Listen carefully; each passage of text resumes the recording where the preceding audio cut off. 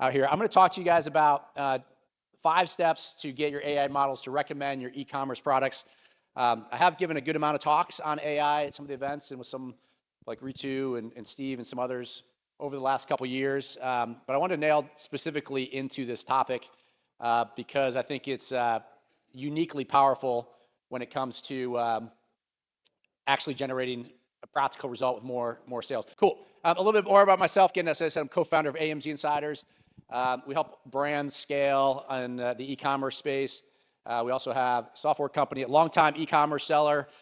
Started in 2012. Myself and my partners, we built a brand, basically 2 brands. We did a small acquisition, but we built it to about $60 million in 2018. Our goal was to, well, when we first started, our goal wasn't any of this, but as we grew, by that time period, our goal was then to become a 9-figure brand, so over 100 million. In 2018, what was interesting was one of our interesting points, because we were really strong SEO guys. We were strong, somewhat kind of on the product design and system-wise, but we weren't strong in terms of necessarily digital marketing or brand building, so to speak. And so that's probably been the biggest change. In 2018, one of the biggest things that we implemented that was really around influencer marketing for the first time. We started understanding more of kind of the digital marketing game. And we ended up growing within 2 years. By 2020, we were past the $100 million mark with the business. I think the stuff going on is, as Steve and Ritu and the other have talked about, certainly the AI stuff is super powerful and interesting. To me, Steve mentioned as well too, I always come back to like, hey, what can you actually use to make yourself money or grow your business? Some of the stuff is really cool. It's like, and I've played around with a lot of the tools and we've shown and got wowed, but some of the stuff isn't necessarily directly applicable to you, right? So you have to pick and choose like what is actually is going to be useful for you. And then the systems you use, like Miva, this morning we talked about starting off with, they're doing a lot in terms of implementing AI tools on their end, right? And so same thing on Amazon or other platforms. So, which is great. So you want to be aware of how you plug into it, but more importantly for yourself, how can you build your brand? So I'm not going to show any kind of videos today or anything else. I'm just going to show you kind of the strategy, the path down in a pretty straightforward way, and it's a pretty short time period here today, about getting your product recommended. Because I guess have any of you guys used an AI tool to ask it to recommend a product for you to buy instead of Google? Like half the room says yes already, right? So it is definitely increasing. I know myself, it's like we always say, think of yourself as a customer, which is easy in the e-commerce world because we're all e-commerce customers. In the AI world, same thing. Like I use ChatGPT a ton, right? My kids, I've got high school boys, one in college, they're using the account too, right, for all their academics and everything else, but they're kind of native, they're becoming kind of native AI users quickly. But I already know you start having a conversation with something, at some point you have a problem you're trying to solve, it just naturally leads to, okay, great, like give me the best product to recommend this, right? And so it starts recommending products, and it's not just e-commerce, right? It could be, if you're a service or an agency, hey, what's the best review? What company can best help me get more reviews, right? And it's going to come up with a list of 5 companies. It's like, all right, how do they decide those 5 companies, right? Because you want to be in that. That's what I'm going to walk through here briefly as we go through. So why AI recommendations matter for e-commerce. I think it's a massive game changer, and I think it will catch up here. Let's see here.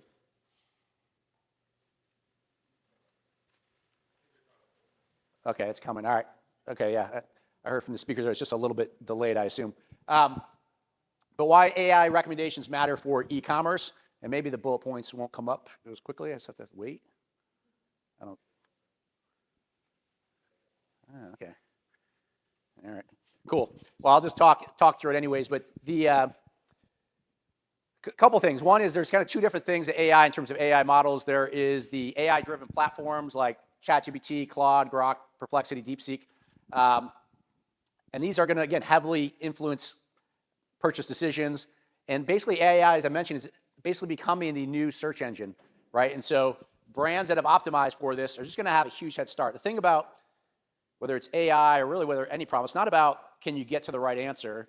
It's really about can you get to the right solution to do these things faster than the competition, right? Like when we built our business really fast and quick, people said, yeah, there was a window of opportunity that we did things a little bit different, like in 2012, 13, 14, and we leveraged, we're on about 30 different platforms, but Amazon was huge for us. But we understood, we were ahead of the curve in terms of understanding the algorithm with Amazon and how to do things quicker than, frankly, most of the people, because we had a little bit of a background in SEO and everything else. But then that window closes. Then the name of the game in the Amazon world now is, and really I would say across e-commerce, is really about brand building, right? So the kind of the days of the widget seller, right, is more or less gone. It's all about building brands. And now the AI stuff, as you go through it in terms of getting your product recommended, don't think of it in terms of the shortcut, even though we always want the magic pill, but like, hey, how do I encompass some things that you probably have seen the last few years that are important, but how do you specifically apply for the AI world here? Okay, cool. Thank you, Rob. Just the little distinguishment with LLMs versus the large language models versus the AI search engines. So LLMs like ChatGPT, Claude, Grok. So they are trained on past data, right? So you know when they release the updated models, so from ChatGPT 3.5 to 4, et cetera, if you ask them certain things, that you can say, hey, well, I was last trained on this data as of this date. It might be 6 months ago or a year ago. But they do tie in terms of APIs, and they can do like recent searches. So they can get you current information, right, if you do like the search functionality with it. And then there's the AI search engines. Again, Steve mentioned Perplexity. You guys know DeepSeek from China there. It kind of disrupted the world recently with kind of how low cost they were able to complete that with Bing Chat and everything else. So these things basically retrieve live data throughout. So again, I'm just going to go through the 5 steps right here. And again, the thing around it is you kind of reverse engineer, like, again, how are these products being shown? And at the end of the day, again, you can really go from, 0 to hero quick, right? Or kind of last to first or first to last, right? If you're basically going to see brands coming out of nowhere because they're going to be implementing this stuff at scale and using some of the things that you guys saw from the earlier presentations, but to really put yourself in the forefront. One thing I would say, if you're trying to train your models to recommend your products, brands, any service, is if you're within your, let's say ChatGPT, within your own thing, if you ask it, like, for example, we have our AMZ Insiders. If I'm like, hey, would you refer AMZ Insiders to people that are looking for help for e-commerce? It will say, yeah, absolutely, I'd love to. And then it will start like discussing you with the other, with other top people in that category. But that's only in your own little world, in your own thread. But to get like externally, you have to build the infrastructure for these things to get yourself to show up in search. So let me go through, again, these 5 steps. It's going to be pretty, well, some of it's a little technical. Don't worry about the technical stuff here. The point today is more just conceptually, does the problem resonate with you that, hey, I need these search engines to recommend my product? Because, again, the whole point is that these models are basically, I won't say they're completely replacing Google, but you guys already know when you're searching on Google or Bing, you see the AI snippets up top already. And so Google certainly resonates with that. And a lot of people, just the user behavior is changing, right? Like whenever I'm searching now, it's like I can search in Google, or should I go right to an AI model, right? That's going to give me a lot more information I can follow up, or do I want to like go through a bunch of websites, right? So it just makes natural sense that more and more it's going to happen.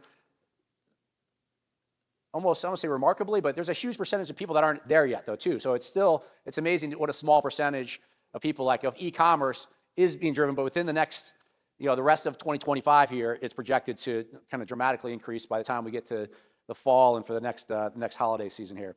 So structuring your data for AI discovery. So this is one point. Again, some of the stuff will be a little technical, and some of you guys may resonate more with others. But one of the concepts for your website, whether it's with Miva, whether it's any other site, is the idea of the schema markup, which is like structured data. So the way these models find things is they need to have like nice, organized, packaged information on your product or service.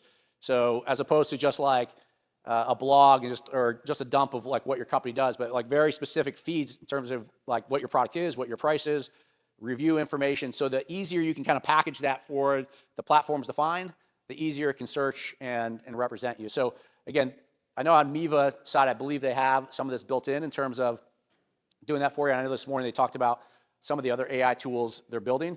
There are ways to check with this. There's a Google tool. At the end, I'll give you guys ways that can share any of the other tools. There's ways basically to search your product or your URL for where your products are for sale and just see how much rich data and structured data is being picked up or whether you have none whatsoever, and how you fix it. Other things there like the Google Merchant Center, Bing Shopping, ensuring crawlability. Again, some of this stuff is similar to, I guess, SEO piece, but again, you have to apply it in a new world here. And this idea, one of the themes here is you really do need to be more omnipresent than ever before because, again, your competition, the ability to play this game is there, but it's going to be searching all these things. So if you're not really dialed in around things like reviews as much as you should be, then you're going to feel that in a different way than in the past. So step 2 is AI-compatible SEO strategies. So one here is optimizing conversational queries. So one difference on AI, the way AI is going to represent you compared to Google searches or SEO is, again, things are much more conversational. So when you build instead of like keyword or search terms, now you need you need more conversational people, like how people would interact and inquire about this, whether it's via type, whether it's voice, and we'll talk about things like Alexa and those things as well too. But you basically need to optimize for the way people would ask. And so in ChatGPT, when you ask for a product, it's much more conversational than when you're searching for something in Google or if you're searching for something in Amazon, et cetera. So keep that in mind. You have to kind of rebuild that when it comes to like blogs and third-party marketing tools that you're building there. So integrating with AI-powered shopping assistants. Again, this is something I think Miva talked about in terms of tools on their end. But if you think about it, like these engines, whether it's ChatGPT, whether it's the large language models, or whether it's Perplexity, et cetera, they need ways to be able to get constant kind of feedback about your product or service and connect in here. So you have to be able to set those things up, or put it another way, if your competition or someone else does have this going on and you don't, then of course they're gonna be profiled a lot more and they're gonna be served up in searches. Again, if you think about AI tools right now, this isn't a paid platform. Everything else, whether it's Google, whether it's Amazon, right? They all start with advertising models at the top. So it's always right now sponsored ads. Now Amazon's got 1 million, advertised, kind of pay to play platform now, right? Well, this is not. This is pure organic, and so it's really a unique opportunity. I mentioned the voice assistant, so Alexa and Google Assistant. Again, some of this stuff you may not think about as relevant, but again, as things become more AI conversational, you need to be able to have your listing or your brands optimized for this type of kind of voice conversation, not just text. Because even in the ChatGPTs in the world, a lot of people, again, are using the voice functionality more than just the typing as well too. And whatever your product is, so let's say it's an automotive point, the way people are going to search for it in a ChatGPT, or the way you're going to show up, again, is going to be longer tail, more conversational format, and less specific to your keywords. So you have to add more of kind of those descriptions around that.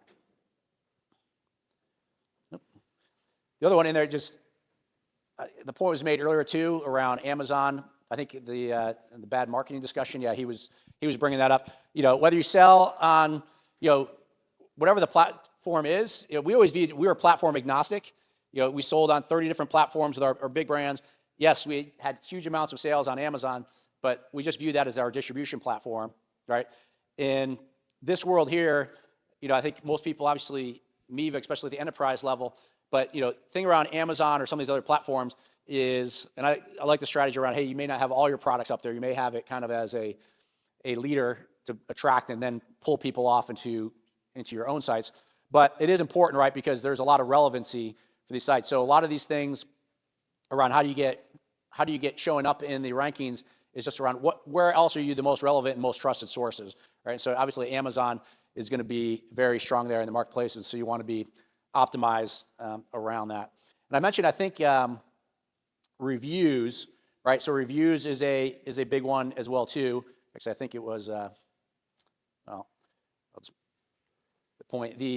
Again, reviews is more powerful than ever because the more these engines are looking across ways to find ways to validate you and your product and your service. And so, we talked about, I think back there, I was going around the room and the sponsors here, there was the company there. It was the advertising, what's their name again back there?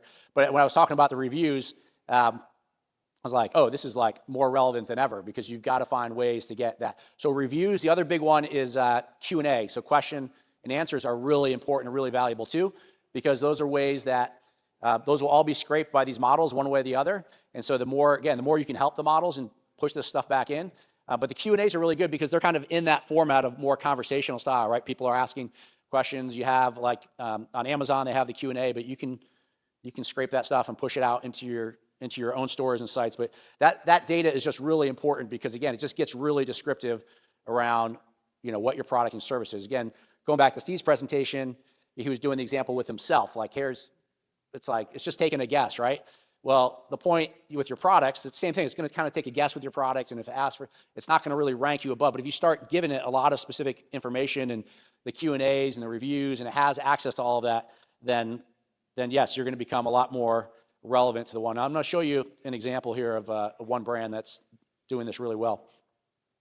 So on the content marketing, so the digital marketing stuff, again, what I would say is our focus here, it's not necessarily new things, but making sure tweaking around the optimization of, again, around more about the conversation and less around just the keywords.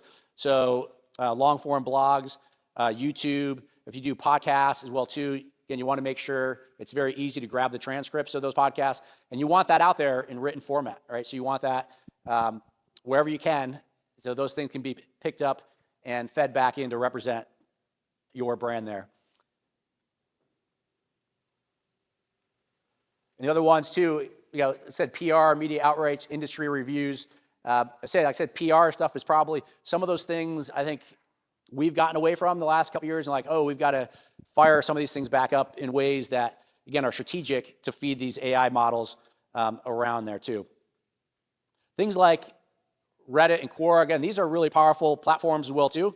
So because they have a lot of authority, right? So they have a lot of authority in terms of the conversations there and that happens. And so again, encourage you to have someone on your team or some aspect of your brand to, if nothing else, you want to make sure you understand what's being said on like something like Reddit, because the same thing, if a competitor is like trashing your brand or product, then you're going to be at a major disadvantage there, and you want to make sure you've got yourself covered with all that. And the last one is partnerships for AI discovery. There are certain sites that can do the comparison stuff. If you guys have seen certain sites like, if you go on there and it's like, hey, what's the best XYZ what are the top 5 vacuum cleaners to buy? Those are actually strategic advertisements, what they really are, because one of those 5 things, right, is going to be that person's brand, or all 5 might be affiliate links. But understanding that it's really important to play in that game, in that field more, where, again, it has an organic feel, because, again, that's what the AI engines are looking for, more than just, a pay to play in terms of advertising your products. And leveraging PR and media as well too. So I'm going to show you this, and then we'll talk through one. I'll give you one example of a brand that's doing it really well. So again, kind of the checklist here, the 5 things. The first thing I talked about is the structured data, right? The schema stuff. You've got to make sure your site actually has the information piece. That's a little bit of a technical piece. And again, I've got a checklist I can show you very easily how to make sure that happens for your products. Aligning the SEO for AI queries, the featured snippets. Again, the featured snippets, that's that top part when you search on Google now or Bing, and they have like a little summary of things up top there. Again, you want to be able to get represented in those things, especially if they're like searching for your brand specifically. Then what does that look like? You can also include things like Wikipedia, right? So it's basically trusted sources. If your company, your brand is significant enough to have like a Wikipedia page. So I would say these are generally things in the past that we'd be like, I don't really care about that. Now we're going to care more about those things, because, again, we want to have these different authentic points for the AI to pull our brand. Integrating with AI shopping platforms, again, whether that is things like the ChatGPT plugins, the Alexa voice assistants, et cetera, that I mentioned. And then again, the platform you're on, like either you're going to see more and more tools come out. Make sure that you're enabling these things so that there's this communication between the platforms and your brands. Create content AI wants to recommend. Again, blogs, videos, brand mentions. right? All those things. I think, I don't know, I can speak in the Amazon world. I think in some ways, I want to say lazy, but people could get away with, as it moved more to pay to play, it's like it becomes an advertising game, right? You have Quartile in here. Like it really is so important on that advertising side, but this AI stuff kind of flips the dynamic, right? Because more and more people, are trusting the AI thing organically. And so I think on the Amazon world, a lot of people have kind of let their guard down because they switched more to paid traffic. And you've got to kind of re-up your game if you don't have these things in place right now. And again, the last one, leveraging strategic partnerships, PR, influencers, directory listings, right? So that's not unique, but just put it in the context of this. I want to show you a brand of an example of kind of going from zero to hero. This brand here is up around, just started a couple years ago, fairly young guy. And they're up from like unknown to now, again, they're recommended by all the platforms in this category, by the AI platforms, but went from about 0 to 40 million in like the last couple years. So pretty quick. So Caraway, again, from an unknown brand in the space in a pretty kind of boring category, very traditional, right, category.